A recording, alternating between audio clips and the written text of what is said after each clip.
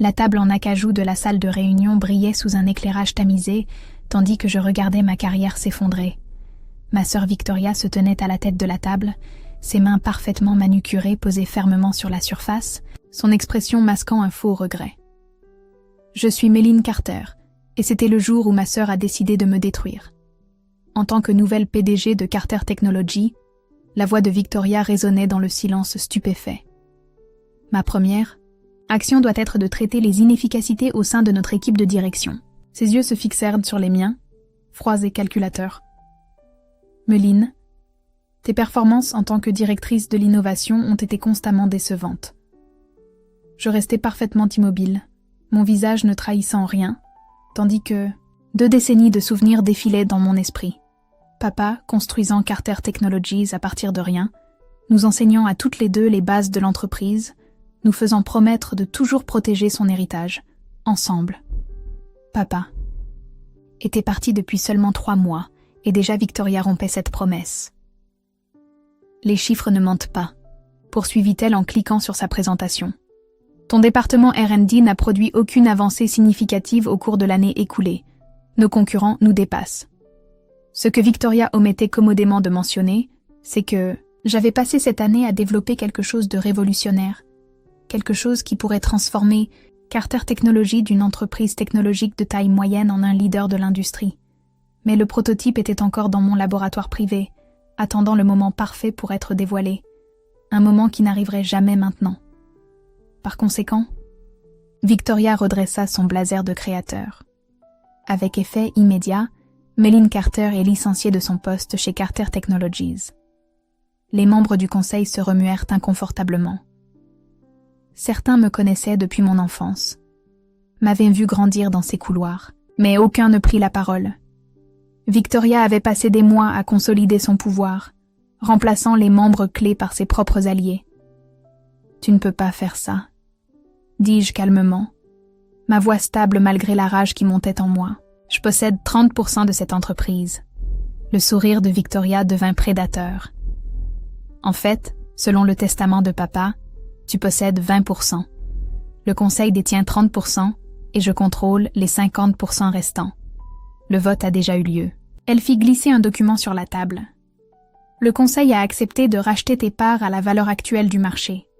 Je jetai un coup d'œil aux chiffres. Il était insultant de bas. Victoria avait délibérément fait chuter le cours de nos actions pendant des mois, faisant partie de son plan. Et si je refuse, alors nous te mettrons à l'écart. Pas de vote, pas d'influence, pas de salaire. Tu ne seras qu'une partenaire silencieuse, regardant depuis la touche. Elle haussa élégamment les épaules. « Prends l'argent, m'a dit. C'est plus que ce que tu mérites. » Je me levai lentement, rassemblant mes affaires avec un soin délibéré. Le poids de ma carte d'accès à mon laboratoire privé semblait brûler. Dans ma poche, la clé de tout ce que Victoria pensait que j'avais échoué à créer. « Tu sais ce qui est drôle, Victoria ?» dis-je en m'arrêtant à la porte. « Papa disait toujours que tu étais la plus intelligente, la plus impitoyable, celle qui ferait tout pour gagner. » Il avait raison, sourit-elle. « Non, » répondis-je en souriant, pensant au prototype qui m'attendait dans mon laboratoire, au brevet déposé sous ma société holding privée, au plan que j'avais élaboré pour exactement ce scénario. Il avait tort. Je quittais Carter Technologies pour la dernière fois, mes talons claquant sur les sols en marbre qui m'avaient autrefois semblé familiers. La sécurité me suivit, s'assurant que je ne prenais rien d'autre que mes effets personnels. Il n'avait pas besoin de s'inquiéter, tout ce qui était important était déjà parti. Dans ma voiture, je sortis mon téléphone et passai un appel que j'espérais ne jamais avoir à faire. « Madame Jiang, c'est Méline Carter. Vous vous souvenez du plan de secours dont nous avons discuté ? Il est temps. » Jessica Jiang, la capitale risqueuse la plus impitoyable de la Silicon Valley, attendait cet appel. « Excellent. J'aurai les documents prêts dans 1 heure. Votre prototype fonctionne comme prévu ? » Je souris, pensant au système d'IA révolutionnaire que j'avais perfectionné au cours de l'année écoulée, celui que Victoria pensait inexistant. Mieux que prévu, et Victoria vient de le rendre disponible au plus offrant. Elle vous a licencié ? Oui. et a gravement sous-évalué mes parts. Le rire de Jessica était aigu et appréciatif. Parfait. Cela rend la prise de contrôle hostile beaucoup plus facile. Êtes-vous prête à jouer dur, Meline? Je regardais le bâtiment de Carter Technologies, où Victoria était probablement déjà en train de redécorer mon bureau. Plus que prête. Victoria veut parler de performances décevantes. Montrons-lui à quoi ressemble vraiment la déception. Ce soir-là, dans mon appartement en penthouse, je passais en revue les documents que Jessica m'avait envoyés. Le plan était élégant dans sa simplicité. Ma société privée, Phoenix Innovation, s'associerait à Jiang Ventures pour lancer un produit concurrent. Ensuite, en utilisant le chaos du marché qui en résulterait, nous commencerions à acheter discrètement des actions de Carter Technologies. Victoria pensait avoir gagné en me forçant à vendre mes parts à prix réduit. Elle n'avait aucune idée qu'elle venait de commettre sa plus grande erreur. Mon téléphone vibra. Un texto de notre mère. « Comment as-tu pu laisser cela arriver ?» Victoria essayait juste de protéger l'entreprise. Je ne pris pas la peine de répondre. Maman avait toujours favorisé Victoria, excusant son comportement impitoyable comme un bon sens des affaires, tout en critiquant mon approche plus innovante. Au lieu de cela, j'ouvris mon ordinateur portable et commençai à rédiger un email aux plus grands clients de Carter Technology. Ils méritaient de savoir que les produits les plus innovants de l'entreprise, ceux qu'ils attendaient avec impatience, allaient bientôt provenir d'une autre source. Victoria voulait une guerre? Très bien. Mais elle allait apprendre que parfois, le soldat le plus silencieux est le plus dangereux. Et j'avais été très, très silencieuse. Mon prototype reposait, dans son étui sécurisé, prêt à révolutionner l'industrie technologique. Victoria pensait m'avoir dépouillée de tout. Elle ne s'était pas rendue compte qu'en réalité, elle m'avait libérée. Dans 3 mois, je reviendrai dans cette salle du conseil, mais cette fois, je ne serai pas celle qu'on renverrait. Cette fois, je posséderai tout. Ces 3 mois ont tout changé. Pendant que Victoria s'occupait de redécorer mon ancien bureau chez Carter Technologies, je construisais son pire cauchemar. Mon nouveau siège occupait le dernier étage d'un gratte-ciel étincelant de l'autre côté de la ville. Des baies vitrées du sol au plafond offraient une vue parfaite sur le bâtiment de Carter Technologies. Un rappel constant de ce pourquoi je me battais. Les tests du prototype sont terminés, annonça le Dr Marcus Chen, mon ingénieur, en chef, en entrant dans mon bureau. Il dépasse tous les critères. Jiang Ventures est impressionné. Je souris en consultant les données sur ma tablette. Le système d'IA que j'avais développé allait révolutionner la manière dont les entreprises traitent leurs données. C'était exactement ce que nos plus gros clients réclamaient depuis des années. Et exactement ce que Victoria croyait que j'avais échoué à créer. « Quelle nouvelle de Carter Technologies ?» demandai-je, même si je savais déjà. J'avais désormais des sources partout. Marcus eut un sourire en coin. « C'est le chaos. Leur action a chuté de 15% ce matin. Les clients désertent en masse. Victoria tente d'accélérer le lancement d'un produit concurrent, mais tous leurs meilleurs ingénieurs travaillent maintenant pour nous, complétai-je. Je m'étais assuré de les recruter dans les jours qui ont suivi mon départ, en leur offrant de meilleurs salaires et une vraie liberté créative.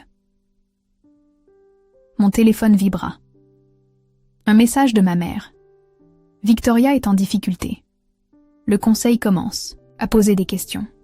S'il te plaît, arrête ce que tu fais. Je l'ai supprimé sans répondre. Victoria avait fait son choix 3 mois plus tôt. À présent, elle devrait en assumer les conséquences. Jessica Jiang entra dans mon bureau, tailleur impeccable et sourire tranchant, un signe certain de bonnes nouvelles. Nous venons d'acquérir 5% supplémentaires de Carter Technologies via nos sociétés écrans, ce qui nous amène à 18% au total. Je hochai la tête, affichant sur mon écran le tableau des actionnaires. Victoria pense toujours être intouchable avec ses 50%. Elle ne se rend pas compte que le sol se dérobe sous ses pieds. En parlant de basculement, dit Jessica en s'asseyant. Ton vieil ami James Morrison, du conseil, nous a contactés. Il est prêt à transférer ses droits de vote de notre côté. Apparemment, la dernière crise de Victoria en salle de réunion a été la goutte de trop. Je me souvenais de James. Il avait été l'un des plus proches amis de mon père et n'avait jamais approuvé la gestion autoritaire de Victoria. Sa part de 10% serait cruciale. Parfait timing, dis-je. Le lancement du produit est prévu pour la semaine prochaine, une fois que nous annoncerons le nouveau système d'IA de Phoenix Innovations. Le cours de l'action Carter Technologies s'effondrera, termina Jessica, son sourire carnassier. Et nous serons prêts à acheter. Le lancement fut exactement ce que nous avions préparé. Je montai sur scène lors de la plus grande conférence technologique de l'année pour présenter le système d'IA qui allait tout changer. Dans le public, je repérais plusieurs membres du conseil de Carter Technology. Leurs visages trahissaient une panique grandissante à mesure qu'ils comprenaient ce qu'ils avaient perdu. Victoria était au premier rang, le visage figé dans une expression de fureur, me regardant dévoiler l'innovation qu'elle affirmait que je ne pouvais pas créer. Lorsque j'annonçai que Phoenix Innovations avait déjà signé des contrats avec 3 des plus gros clients de Carter Technologies, elle se leva et quitta la salle. Le lendemain matin, le cours de Carter Technologies chuta de 40%. « Ta sœur est en ligne 1 », m'annonça mon assistante plus tard dans la journée. Elle a l'air bouleversée. Je laissai l'appel aller sur la messagerie. Victoria ne m'avait jamais écoutée. C'était à mon tour de ne pas l'écouter. Son message fut exactement ce que j'avais anticipé. Des menaces, des accusations, des exigences pour savoir comment j'avais volé ses clients. Elle ne comprenait toujours pas qu'elle les avait fait fuir elle-même, avec son obsession pour les profits, à court terme au détriment de l'innovation. La prise de contrôle hostile se déroula exactement comme prévu. À mesure que l'action de Carter Technologies dégringolait, nos sociétés écrans achetaient. Les membres du conseil, voyant la situation se dégrader, commencèrent à vendre leur part, commodément, à des acheteurs que nous contrôlions. Victoria se défendit, bien sûr. Elle tenta de lancer à toute vitesse des produits concurrents, mais sans les talents innovants qu'elle avait fait fuir, ce n'étaient que de pâles copies. Elle essaya de me poursuivre pour violation de brevet, mais toutes mes innovations étaient légalement protégées sous Phoenix Innovation. Elle tenta même de retourner nos parents contre moi. Pas qu'elle ait eu besoin d'essayer très fort. Ils avaient toujours été de son côté. Mais cette fois, cela n'avait plus d'importance. Je n'étais plus la sœur docile et silencieuse.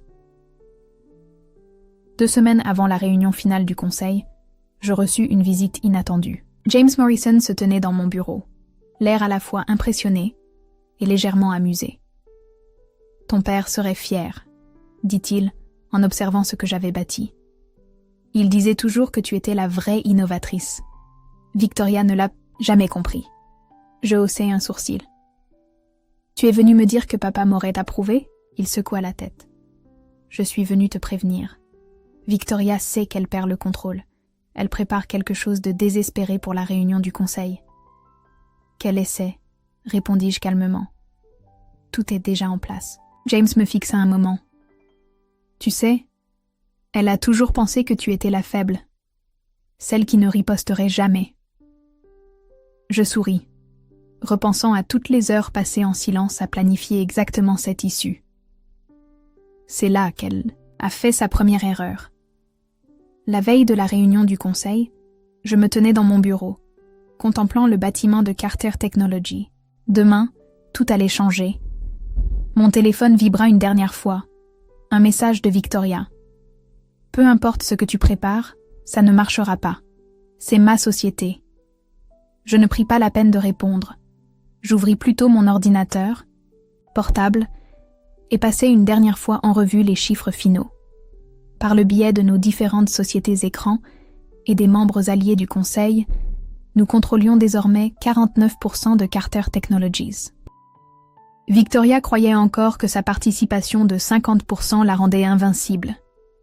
Elle ignorait l'existence de la pièce finale du puzzle, les 2% d'actions que papa avait placées dans une fiducie, accompagnées d'instructions très précises sur la manière dont elles devaient être votées, des instructions qui seraient révélées demain. Alors que je rassemblais mes affaires pour partir, je surpris mon reflet dans la vitre. J'étais différente désormais, plus forte, plus affûtée, davantage l'image de la PDG que j'étais devenue. Victoria avait tenté de m'effacer de l'héritage de notre père. Elle m'avait, au contraire, donné l'élan nécessaire pour bâtir le mien. Demain, je franchirai les portes de cette salle du conseil, non plus comme la sœur, trahie, mais comme la femme qui contrôlait désormais son destin. Et cette fois, il n'y aurait ni faux regrets, ni pitié feinte. Juste une justice d'entreprise, froide et implacable. Le matin de la réunion, j'arrivais tôt chez Carter Technologies. Les agents de sécurité, qui se souvenaient encore de moi courant dans ces couloirs quand j'étais enfant, m'adressèrent un signe de tête respectueux en me voyant passer. Ils en avaient en vue suffisamment pour comprendre de quel côté le vent tournait. La salle du conseil était restée exactement comme 3 mois plus tôt, jusqu'à la table en acajou lustrée où Victoria avait tenté de briser ma carrière. Mais aujourd'hui, d'autres documents attendaient à chaque siège.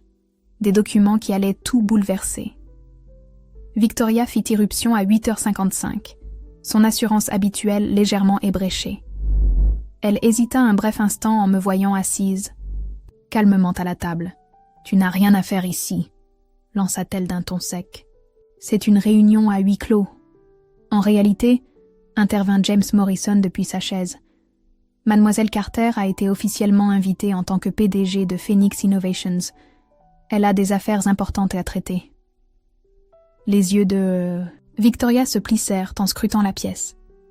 Plusieurs de ses alliés les plus fidèles au sein du conseil étaient absents, remplacés par des visages inconnus, les représentants de nos sociétés écrans. « Que se passe-t-il » s'écria-t-elle, la voix tremblante. « Où sont passés Théodore et Patricia ?»« Ils ont vendu leur part, » dis-je doucement. « Comme la plupart de tes autres alliés. Regarde ton téléphone, Victoria. Les déclarations à la SEC ont été publiées ce matin. » Elle attrapa son téléphone et son visage pâlit au fil de sa lecture. « C'est impossible. Je contrôle 50%. 50% ne suffisent. »« Pas quand le reste du conseil vote d'un seul bloc, » dit Jessica Siang depuis l'embrasure de la porte, sa simple présence faisant reculer Victoria malgré elle. « Et disons que ton leadership ces derniers temps manque cruellement d'inspiration. » Victoria se tourna brusquement vers moi, la vérité commençant à s'imposer à elle. « Tu as racheté des parts via des sociétés écrans. C'est pour ça que l'action chutait. Tu manipulais le marché ? » « Non, la corrigeai-je. Le cours a chuté parce que tu as fait fuir nos meilleurs ingénieurs, aliéné nos plus gros clients et échoué à innover. Nous n'avons fait qu'aider le marché à reconnaître ta vraie valeur. »« Peu importe, » balbutia-t-elle. « Je contrôle. »« Toujours 50%! Tu ne peux pas me surpasser au vote. »« À ce sujet, » dit James en sortant une enveloppe scellée. « Ton père avait laissé certaines instructions à la fiducie qui détient 2% des actions de l'entreprise. Des instructions ne devant être révélées que dans des circonstances précises. » Victoria se laissa tomber sur une chaise tandis que James commençait à lire.